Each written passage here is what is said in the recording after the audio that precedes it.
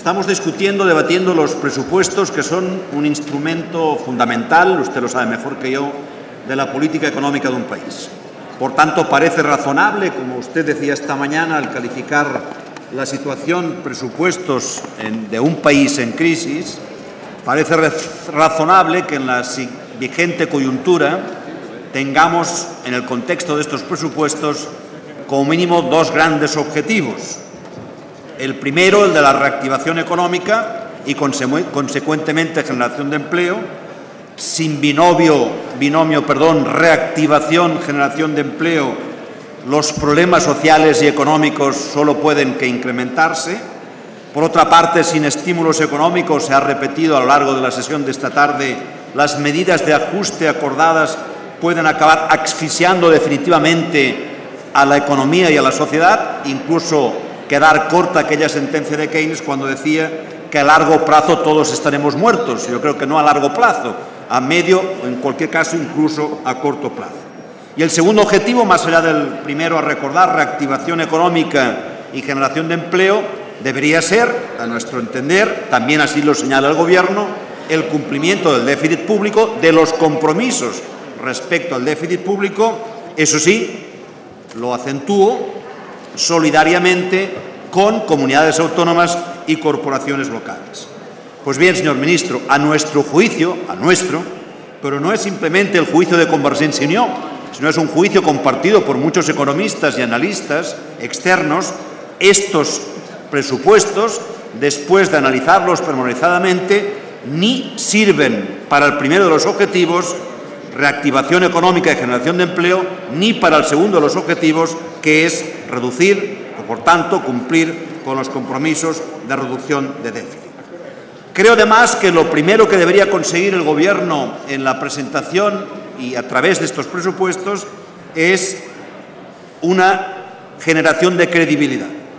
Y a nuestro juicio también estos presupuestos no generan credibilidad, todo lo contrario, profundizan en la incertidumbre a la que nos tenían acostumbrados los últimos gobiernos socialistas, cuando se generó la crisis económica. Por cierto, y lamento que en estos momentos se haya ausentado, cosa que no critico y que seguro que tendrá responsabilidades, no está en ánimo criticarlo, la vicepresidenta del Gobierno, porque en la rueda de prensa del último Consejo de Ministros, cuando se le pregunta acerca de su valoración de la presentación por parte de este grupo parlamentario de esta enmienda a la totalidad de los presupuestos, dice textualmente en respuesta: algunos se preguntarán por qué apoyaron, es decir, Convergencia y Unió, otros presupuestos que contenían congelaciones de pensiones y medidas impositivas.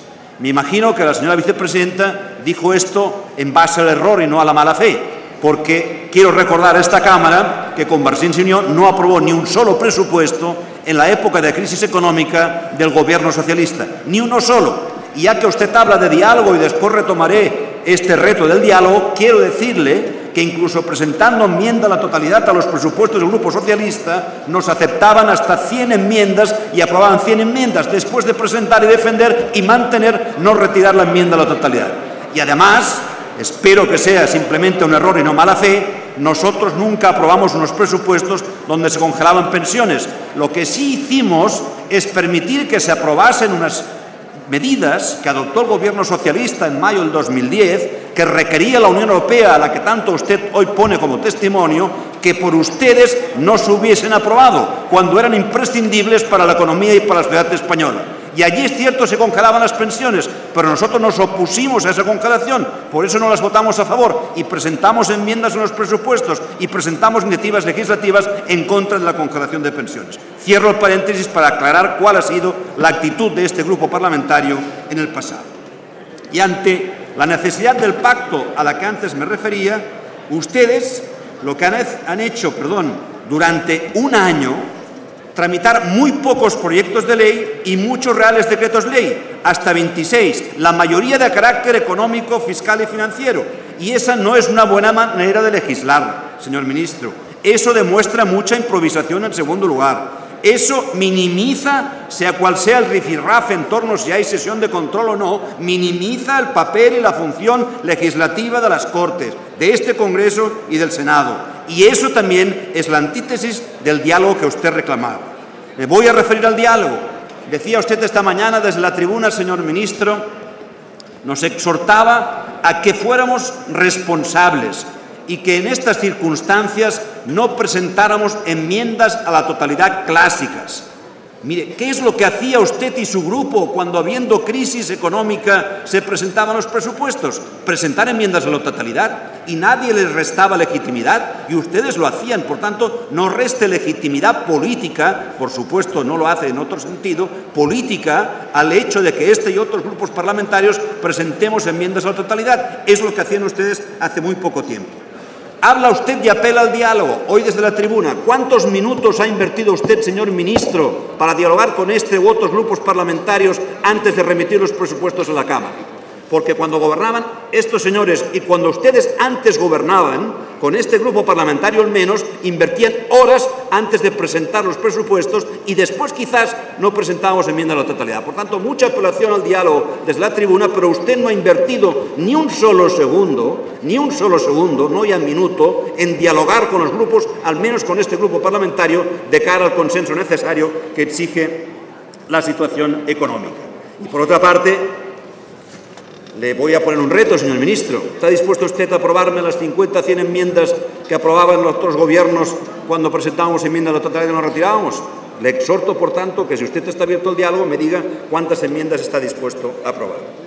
Retomemos, no obstante, los objetivos de los presupuestos generales del Estado, es decir, conseguir más crecimiento y empleo, y segundo, disminuir el déficit. Aquí empiezan nuestros interrogantes. ¿Qué medidas aportan estos presupuestos generales del Estado para estimular el crecimiento? Sinceramente, creo que ninguna. Y me encantaría, señor ministro, que me desmintiera enumerando aquellas propuestas concretas que estos presupuestos contemplan para estimular el crecimiento económico. Después regresaré a ello. Antes quiero recordar, en cualquier caso, que las medidas que ha adoptado el Gobierno en el 2012, vigentes, por tanto, vigentes para este año y vigentes para el próximo año, por tanto, año de vigencia de los presupuestos que estamos discutiendo, no hay ninguna destinada a estimular el crecimiento. El incremento del IVA o de los impuestos especiales reduce el consumo y castiga duramente a algunos sectores, el de la cultura, por ejemplo, entre otros. Por cierto, otro paréntesis, señor ministro. ¿Cómo se sorprende uno verle lucir hoy sobre incremento de impuestos cuando hace tan solo un año en campaña electoral manifestaban que no incrementarían ni uno de ellos? ¿Cómo se sorprende uno verle a usted en la tribuna lucir descaradamente de ese incremento de impuestos? Yo no soy economista y no estoy en condiciones de dar a nadie clases de economía. Tampoco que me las den. Pero, señor ministro, incrementar en 5 meses los impuestos directos e indirectos es, en primero de economía, un cero patatero. Y es lo que ha hecho usted a lo largo de este último año. Incrementar primero impuestos directos y después impuestos indirectos. Y usted además decía esta mañana que los impuestos que han incrementado recuerdan otro ámbito muy interesante y particularmente importante, donde Convergencia y Unió siempre ha puesto énfasis, como es el proyecto de ley de mecenazgo, para ayudar a aquellas entidades sociales del tercer sector que más que nunca, dada la situación económica, es imprescindible que tengan un rol y que tengan un apoyo por las administraciones. ¿Qué nos dijeron ustedes desde la tribuna? No, esta es una buena ley, la que ustedes presentan, pero es muy incompleta. El Gobierno va a presentar una de mejor. ¿Dónde está, señor ministro, la ley de apoyo al emprendedor? ¿Dónde está, señor ministro, la ley de mecenazgo que decían ustedes iban a presentar? Hablemos del segundo objetivo de los presupuestos, reducción del déficit. Primera sorpresa, señor ministro. Abordemos el análisis del déficit de los presupuestos para el 2013 en comparación a los del 2012, que hace prácticamente 6 meses que fueron aprobados. Pues bien, resultado, no hay reducción del déficit presupuestario en el ámbito de la Administración Central. Los gastos crecen más que los ingresos. Los gastos aumentan un 2,2%. La Administración Central no reduce el déficit, lo incrementa.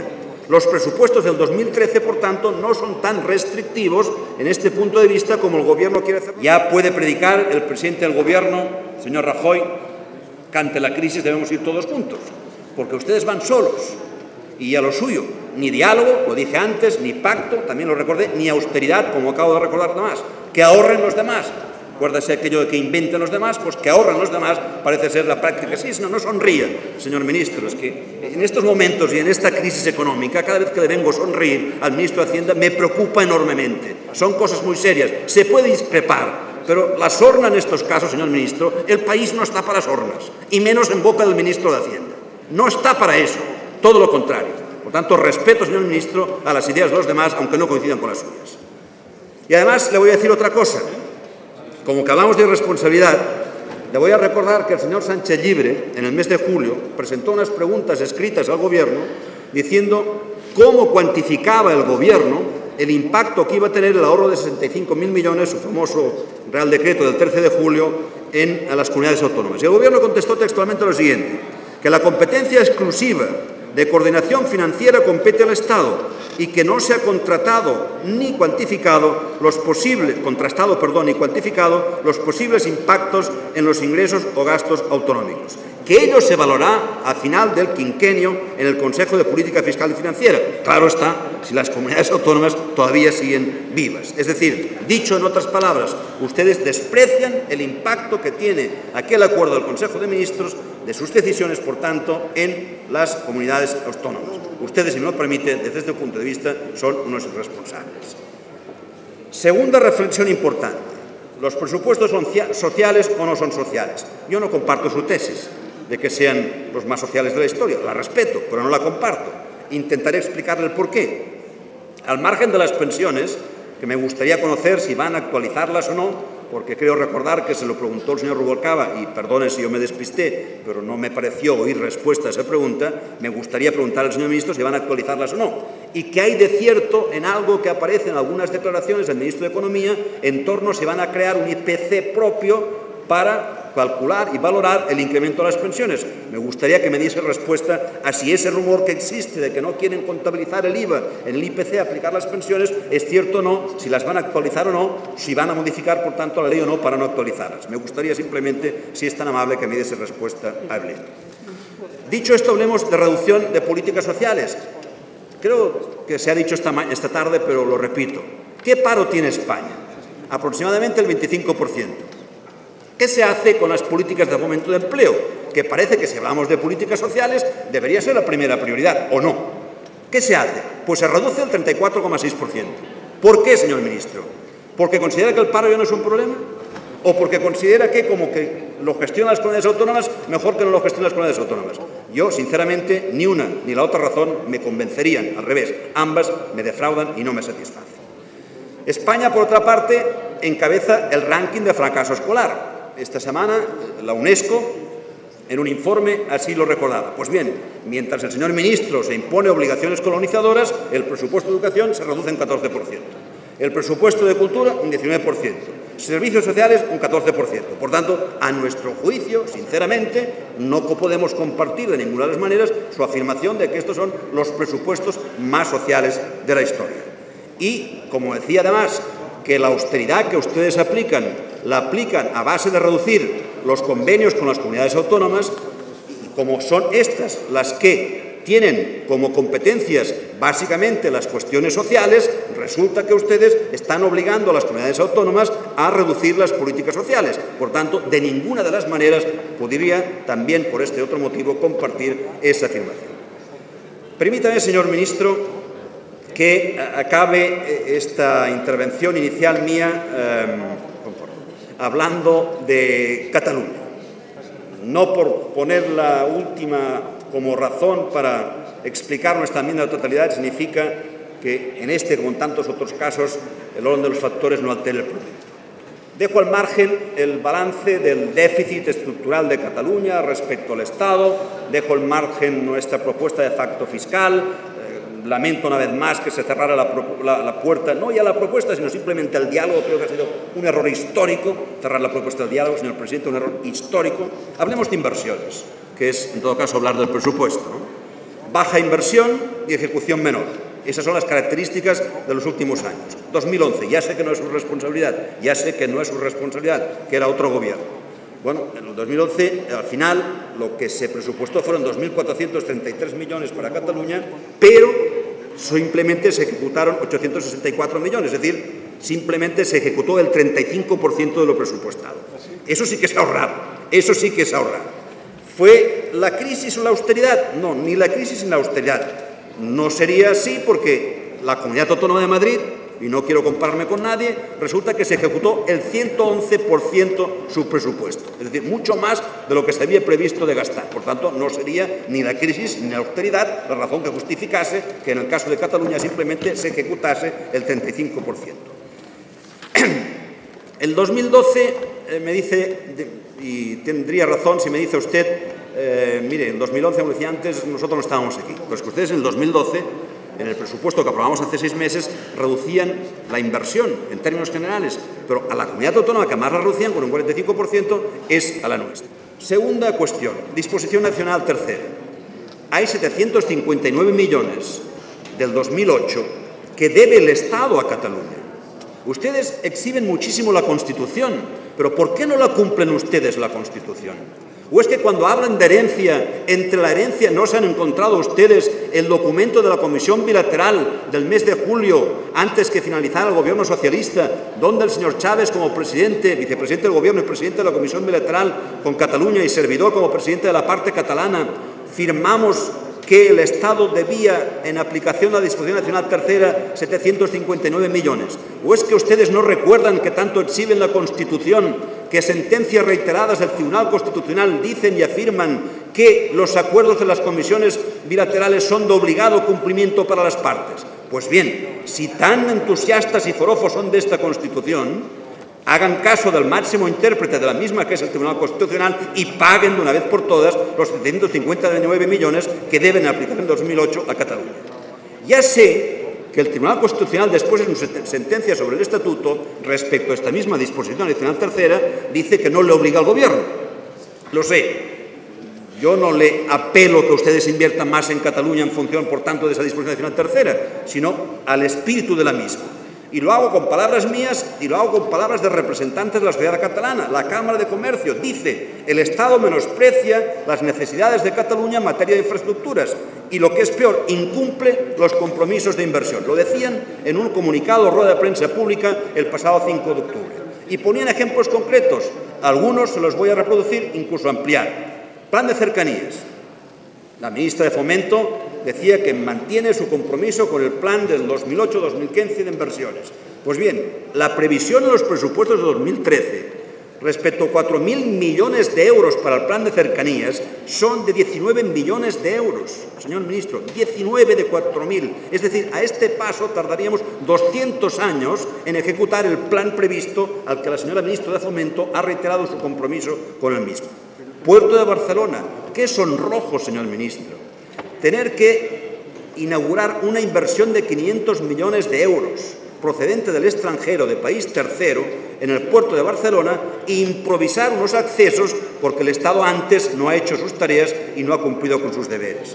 Aeropuerto del Prat. Otra vez me remito a la Cámara de Comercio, cuando afirma, y yo estoy de acuerdo, que prioriza el aeropuerto de Barajas en detrimento del Prat. Recursos para el AVE sí los hay para el aeropuerto de Madrid, pero no los hay para el aeropuerto de Barcelona. No invierten en cercanías para la T1 del Prat, pero en cambio sí debo recordar que la T4 de Barajas hace mucho tiempo que tiene inversión y que tiene servicio de metro. Corredor Mediterráneo, otra infraestructura importante para Cataluña. Presupuestos de 2013. Hay una partida para la construcción del ancho UIC en el corredor mediterráneo y la conexión con el puerto de Barcelona. ¡Aleluya! Ya era hora. ¿Sabe usted lo que nos ha costado dentro y cuántas presiones dentro y fuera de España han tenido que hacerse para esta pequeña inversión? Pero al margen de ello, ustedes siguen defendiendo, su ministra y su gobierno, el corredor central. No es que estemos en contra del mismo.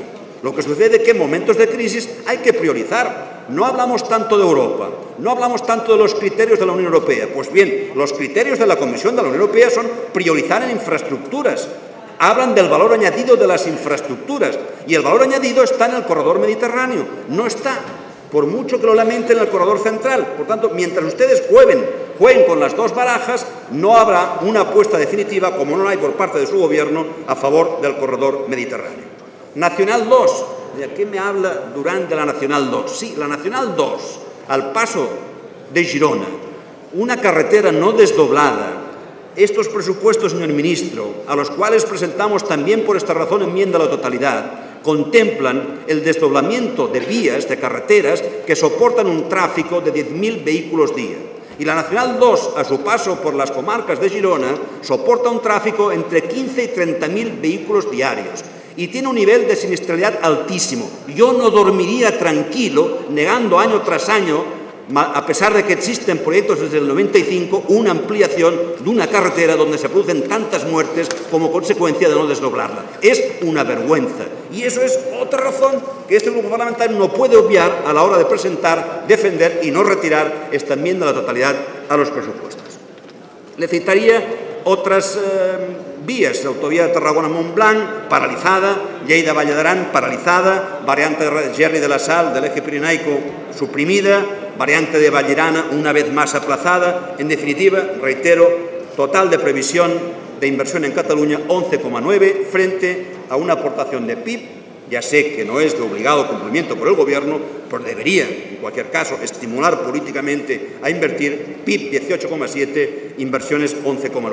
Eso siempre y cuando no suceda lo que ha sucedido con el 2011, que finalmente solo se ejecutó, como antes lo recordé, el 35% de lo presupuestado. Después ustedes no entienden que una gran mayoría de ciudadanos de Cataluña no esté dispuesto a que se les siga menospreciando y maltratando. Usted esta mañana ha dicho: no es momento para mezclar y levantar banderas políticas, incluso ha hecho alusión a la soberanía. No es eso, señor ministro. No es la escuela quien hace independentistas, no es levantar banderas políticas, es simplemente que la gente está harta de lo que le acabo de describir. Por tanto, señor ministro, se lo resumo: estos presupuestos no trasladan confianza, que es lo mínimo que se puede pedir. Estos presupuestos no son creíbles, ni para el Fondo Monetario Internacional, ni para el Banco de España, ni para muchísimos economistas. Estos presupuestos están caducados antes de ser aprobados, señor ministro. Están caducados, deberán ser modificados, al margen de lo que comporte también como necesidad de modificación las condiciones que nos ponga un posible rescate, de lo cual, reitero,